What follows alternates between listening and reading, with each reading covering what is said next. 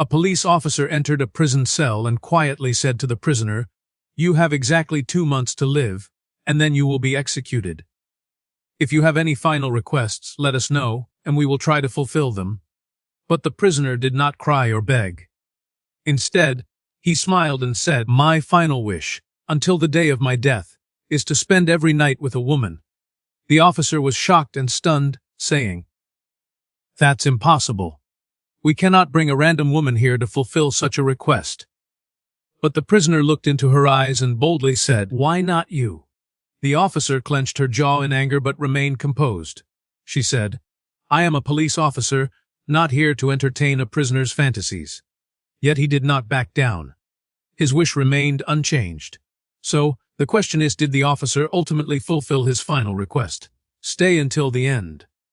And if you enjoyed this video, don't forget to like, subscribe, and hit the notification bell so you don't miss stories like this again. Let's begin. The dampness and gray chill of the cell hung over the place, broken only by a faint, flickering light above Rohan's head. He sat still on a narrow bed, leaning against the damp wall, staring into the void. The cell was quiet, with only the hum of the overhead fans and the occasional sound of a guard's baton tapping the floor.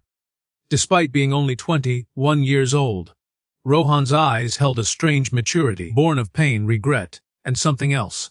Something enigmatic. At the police station, Detective Yasmin walked briskly down the corridor, holding a thin file. She was tall, confident, and wore her navy uniform with unwavering authority. Yasmin had joined the police force less than a year ago, but she had quickly earned the respect of her superiors. Known for her strong sense of justice, unwavering discipline, and unmatched courage, she was the daughter of immigrants who had grown up in a tough neighborhood and carved her path through the system with determination and resolve. To her, crime was unforgivable, no matter who committed it. But this case felt different. She stopped in front of the holding cell and glanced at the name on the file: Rohan Malik, accused of murdering his mother. The accusation had shocked the community, and the trial's swiftness left little room for doubt. The court had sentenced him to death. Yasmin opened the cell door and stepped inside, her boots making a soft sound on the concrete floor. Rohan slowly turned and met her gaze. His face was calm, eerily calm, almost suspicious. "Rohan," she said in a firm yet gentle voice, "you've been granted 2 more months before the execution. According to state protocol, a condemned prisoner is allowed one final request. If there's something you want before that day, tell me, and we'll see if it's possible." She paused briefly, expecting something emotional or poignant. To her astonishment, Rohan smiled. It wasn't a mocking or sorrowful smile, but a calm, serene one. "My final wish," he said quietly. Yasmin braced herself, anticipating something heartfelt. But Rohan looked directly into her eyes and said with utmost calm, "I want to spend every night until my execution with a virgin woman." The words hung in the air like a resounding slap. Yasmin blinked, caught off guard. "Did he just say what I think he said?" She straightened her posture and said sharply, "That is entirely inappropriate. You know we can't bring a girl." But Rohan interrupted her with the same unsettling calm. "Why not you?" Yasmin's jaw tightened in anger. Then, with a tone of disbelief mixed with shock, she said, "Excuse me. You asked about my final wish, and I answered." Rohan said in a steady voice, "You're an unmarried woman, I presume, and you're the one in charge here. If this falls under fulfilling a final wish, what's stopping you?" Yasmin's face flushed. Not with embarrassment, but with rage. She opened her mouth to respond with cutting words but stopped herself. This was a condemned man facing execution. She couldn't lose control in front of him. Taking a deep breath, she said coldly, "I'm a police officer, not here to indulge a criminal's fantasies." Rohan nodded slightly and said, "Understood. Then I'll wait. Perhaps the system will change its mind." Yasmin glared at him. "Think of something else, something reasonable." But Rohan had already leaned back against the wall, that faint smile still on his lips. He said quietly, "I've already thought it through." Yasmin turned and left, her mind racing. She had dealt with thieves, human traffickers, and violent criminals, but there was something about this man. His request. That unsettled her in a way she couldn't explain. As she closed the door behind her, she told herself, "I won't waste my time on this nonsense again." Yet, that night, as she reviewed his file in the quiet of her office, she found herself staring at his photo for a little longer than usual. Following days passed slowly, each hour heavier than the last. Yasmin tried to distract herself with daily tasks. Reports, patrols, other cases. But something kept pulling her back to that strange conversation with Rohan. His calmness, his disturbing request, and above all, his gaze. It wasn't a look of lust or even defiance but something deeper. A philosophical challenge in a way. She had dealt with criminals who begged, cried, screamed, or threatened, but she had never seen one who smiled and made a wish that teetered between the madness of fantasy and the impossibility of reality. One late afternoon, a woman burst into the police station, sobbing uncontrollably.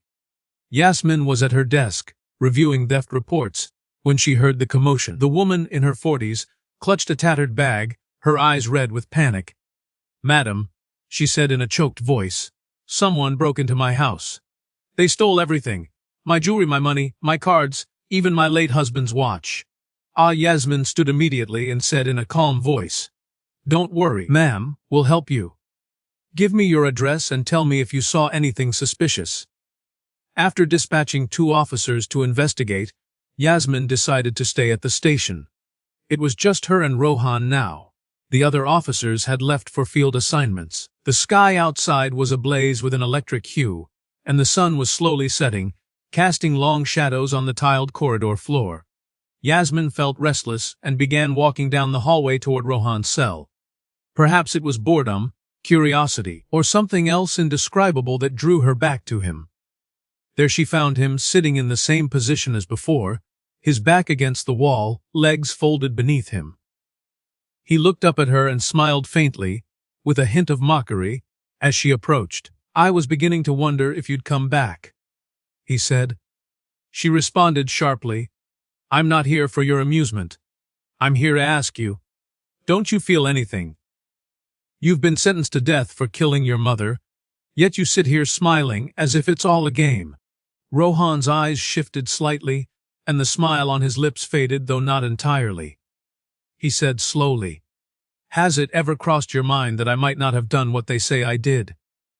Yasmin furrowed her brows and said sharply, "The evidence is clear.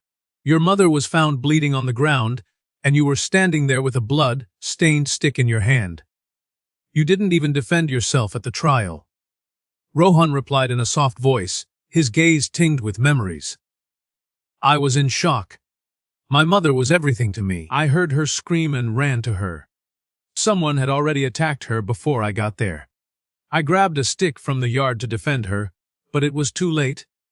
Yasmin didn't respond immediately. Something in his voice felt genuine, so genuine it unsettled her, but she had long learned not to let emotions guide her work. Then she said softly, "Why didn't you speak at the trial? Why didn't you defend yourself during the investigation?" Rohan answered with a tone laced with despair, "I froze. I thought it was the end for me, and maybe I didn't care if it was." A heavy silence fell between them in that moment. Yasmin was no longer just a police officer, and Rohan was no longer just a prisoner. They were 2 ordinary people in a cramped room, each trapped in their own world and chains. Suddenly, Yasmin's phone buzzed with a short message from the patrol team she had sent. The text read, "The theft was staged. The woman's own son stole the money and spent it on gambling. No need for arrests." Yasmin sighed and slipped the phone back into her pocket. Then, she looked at Rohan and whispered, "The world is full of lies, isn't it?" A faint smile crossed Rohan's face, and he said, "You're starting to understand."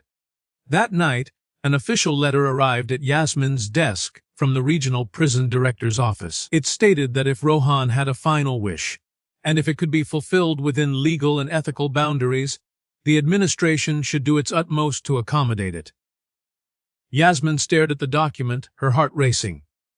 The next morning, she brought a cup of tea to Rohan's cell, something she had never done for any prisoner before.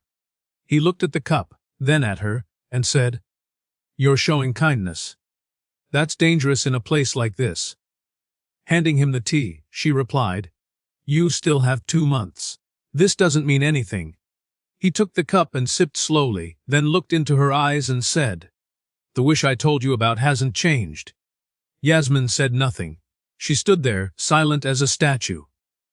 Then Rohan spoke with a sincere tone. I've seen many people pass through here. Guards, officers, priests. But when you walked in that day, I felt something shift. You didn't look at me like I was a monster. He continued quietly. You looked at me like I was human, not a beast. Yasmin looked down at her military boots, her heart pounding. Then she said, That doesn't mean I agree with you. Rohan stood slowly and replied, I know. But you're not leaving either. Yasmin turned on her heel and walked out quickly, the echo of her footsteps reverberating in the corridor, as if reflecting the chaos within her. Why? She asked herself silently as she walked, her face grim and her chest tight with tension. This isn't right. I'm a police officer. I shouldn't feel anything for a prisoner, especially one sentenced to death. I shouldn't look back. But that night, alone in her apartment, his face haunted her mind. His unsettling calm, his wounded sincerity. Something deep within her began to stir, something she didn't want to name. The rain tapped softly and rhythmically on the police station's windows that night, like the beating of a heart in silent darkness. A storm was brewing over the city, and within Yasmin as well. For days, she tried to extinguish the growing conflict inside her, the rising empathy, the confusion, and the unexpected emotional pull toward a man like him. Rohan was a prisoner, condemned to death, yet he was unlike the others.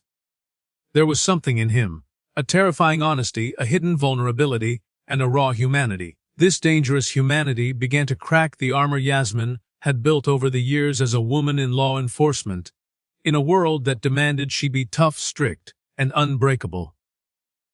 That evening, Yasmin stood before the mirror in the changing room, for the first time in days without her police uniform. Her long black hair cascaded freely over her shoulders, and she wore a simple, elegant, traditional, and modest sari. It felt foreign to her. No police badge on her belt, no service pistol at her side. That night, she wasn't Detective Yasmin. She was just a woman. At the stroke of midnight, Yasmin quietly opened the door to the corridor leading to the detention area. No one was there. Her colleagues were either asleep or on night patrols. The station was silent, save for the distant rumble of the storm and the sound of her heels clicking on the cold ceramic floor. When she reached his cell, Rohan was awake. When he saw her in the soft, creamy sari with delicate gold embroidery, his eyes widened. Not with lust or desire, but with awe, as if witnessing something unbelievable. You came, he whispered. Yasmin didn't answer. She simply opened the door and stepped inside. A heavy silence enveloped everything, a presence that shouldn't have been there. No handcuffs. No chains. No uniform. Just them. She spoke in a low voice, almost a breath. You made your final wish. And I'm here to fulfill it. But not as your jailer, she whispered. Only as Yasmin.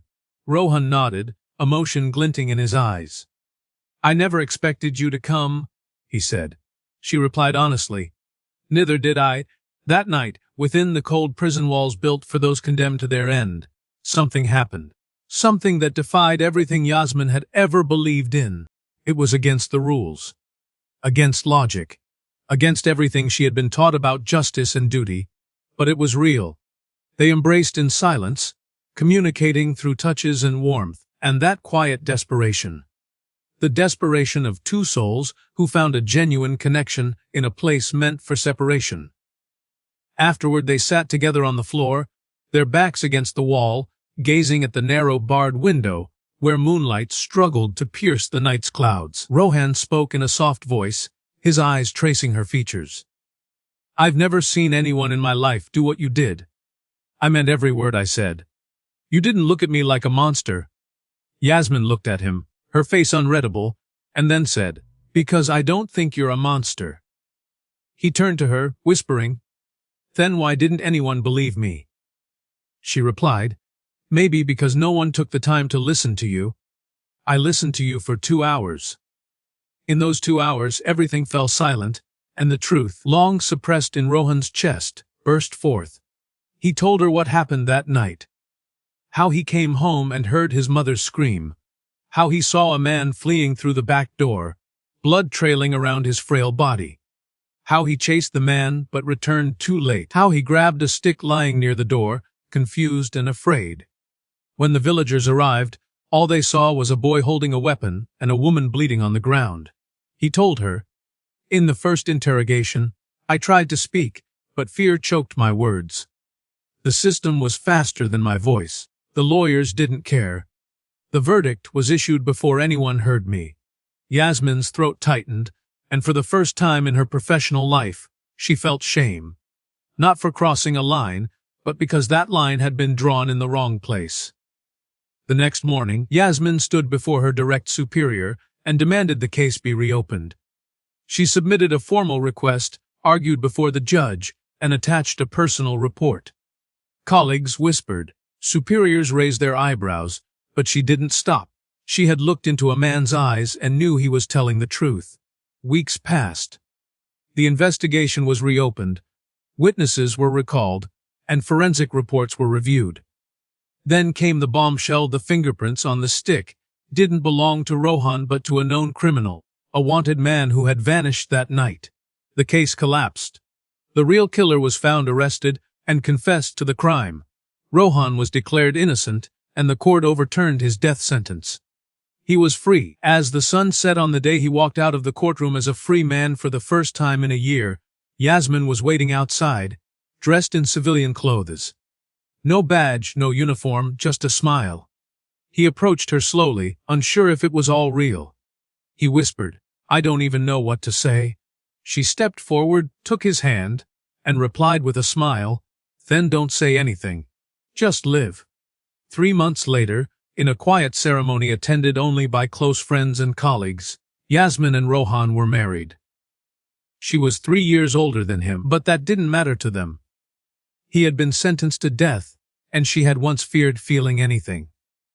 Now, they were both free. From the past, from fear, from fate.